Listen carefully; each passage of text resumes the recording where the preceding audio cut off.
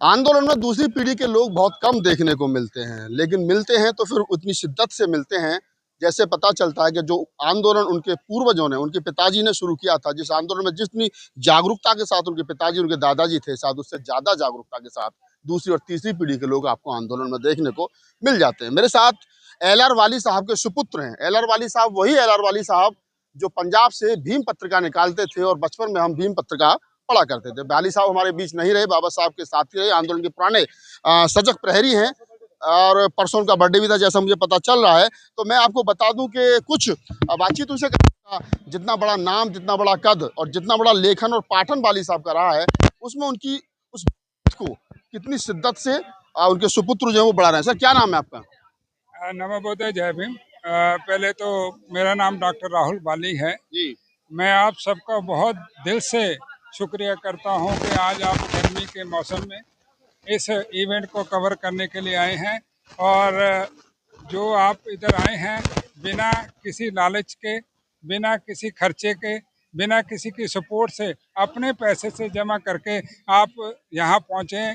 मैं आपका दिल से आभारी हूँ कि आप इसको इवेंट को कवर करने आए। चलिए धन्यवाद उसके लिए, इतनी हौसला अफजाई के लिए। मेरा सवाल है कि आपके फादर साहब का बड़ा नाम था, हम बचपन में हमारे घर भी भीम पत्रिका आती थी, हम पढ़ते थे और हमारी शुरुआती दिनों की वो पत्रिका रही है।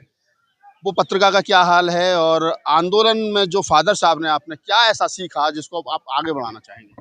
देखिए, मेरे पिताजी की जो देहांत हुआ वो 6 जुलाई 2023 को हुआ और अक्टूबर उसी साल 2023 को मैंने उसको ऑनलाइन पेपर किया और आज भीम पत्रिका को 2 साल हो गए मैं उसको चला रहा हूँ ऑनलाइन, क्योंकि मैं दिल्ली में रहता हूँ तो मैं उसकी हार्ड कॉपी जलंधर जाके नहीं चला सकता, इसलिए मैंने उसको ऑनलाइन किया, जिसको 6000 के लोग आज उस पत्रिका को देख रहे हैं, पढ़ रहे हैं और जान रहे हैं।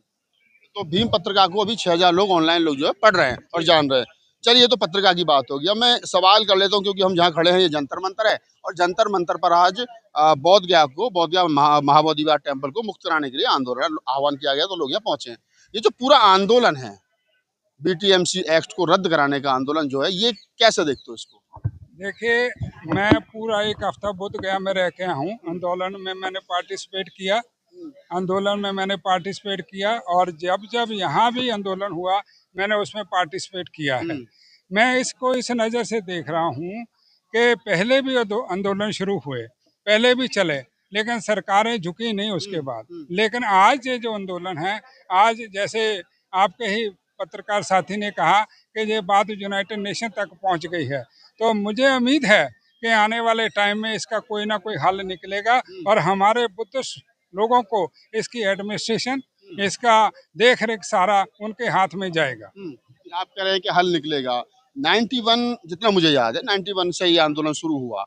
बनते सुरेश ससाई, बसंतानंद, महाथेरा जी, करुणाकर, ये तमाम बड़े बहुत बुजुर्ग भी हो गए। उनके नेतृत्व में हम पता है छोटे छोटे से बोट क्लब पे आंदोलन होता था, हम आते थे उसमें।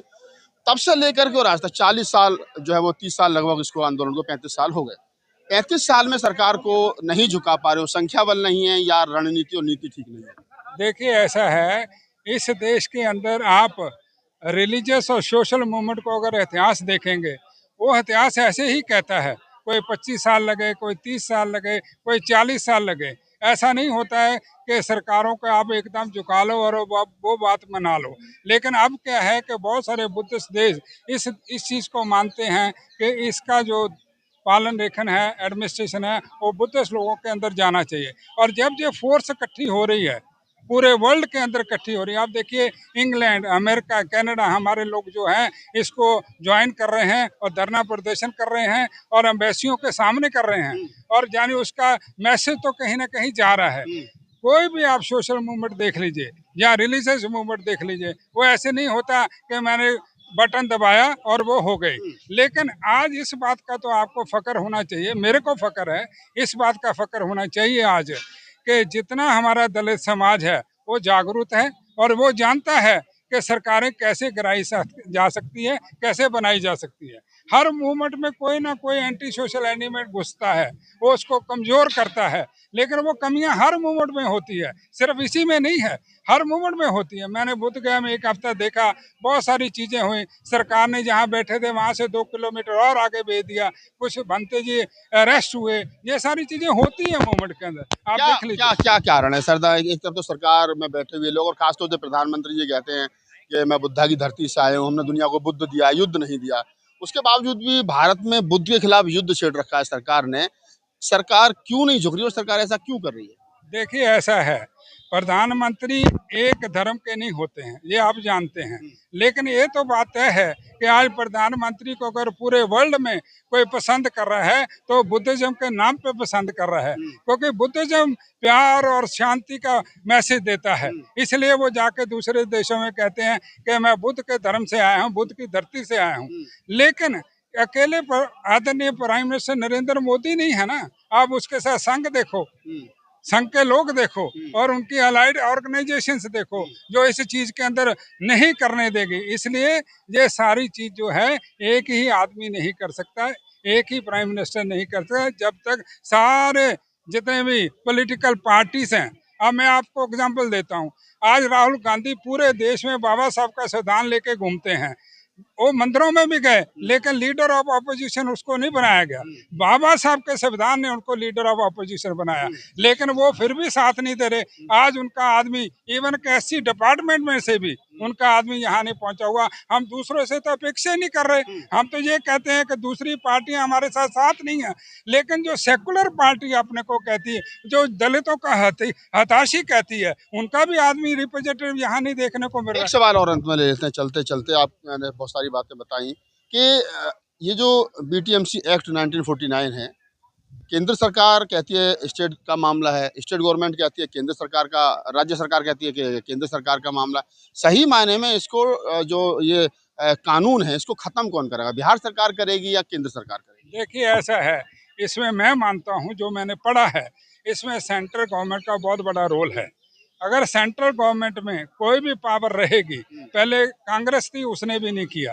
आप जानते हैं जब बनते जी चला रहे थे मूवमेंट, कांग्रेस की सेंटर में गवर्नमेंट यूपीए 2, ठीक है। और अब ये है कि ये मामला ऐसे ही लोगों को कंफ्यूज किया जाता है कि जी मेरा स्टेट का मामला है, सेंटर नहीं करेगी। लेकिन जब भी ये हल होगा, सेंटर इसमें इन्वॉल्व होगी, चाहे कोई पार्टी हो। वो ये चाहती है कि ये बुद्धिस्ट जो महा टेम्पल है ये बुद्धिस्ट को दिया जाए, लेकिन वो अपने नंबर बनाएगी।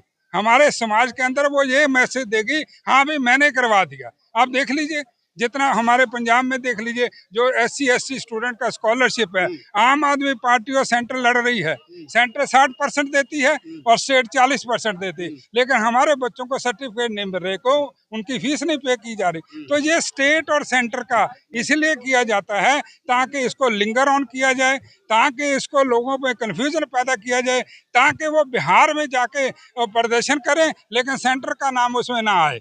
लेकिन मैं फिर भी बार बार इसको दोहराता हूँ कि जब भी ये हल होगा, आज अगर मोदी जी चाहें, जो कहते हैं दुनिया में जाके मैं बुद्ध की धरती है, अगर आज वो बिहार के CM को फोन कर दें तो आज ये मामला हल हो जाए, क्योंकि जो दूसरी उनकी सारा कुछ उनके पास, होम मिनिस्ट्री उनके पास, डिफेंस उनके पास, सारा तो उनके पास है। स्टेट में क्या है? स्टेट में तो CM है ना। अगर वो आज फोन कर दें, आज ये मामला हल हो जाएगा। चलिए आज ये मामला हल हो जाएगा। आप डॉक्टर राहुल बाली हैं और जैसा मैंने इनके परिचय में बताया, आप LR वाली साहब के सुपुत्र और LR वाली महान शख्सियत बाबा साहब डॉक्टर अम्बेडकर के मूवमेंट को, बुद्धा के मूवमेंट को जनमानस तक, आम जनमानस तक आम भाषा में पहुंचाने का उन्होंने बहुत बड़ा काम किया। साहित्य के क्षेत्र में उनका बहुत बड़ा नाम है।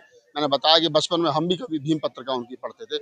मुझे भी अच्छा लगा और पूरी इस बातचीत के बारे में आपकी क्या प्रतिक्रिया हमें कमेंट सेक्शन में बताइए और हमें दीजिए इजाज़त। धन्यवाद।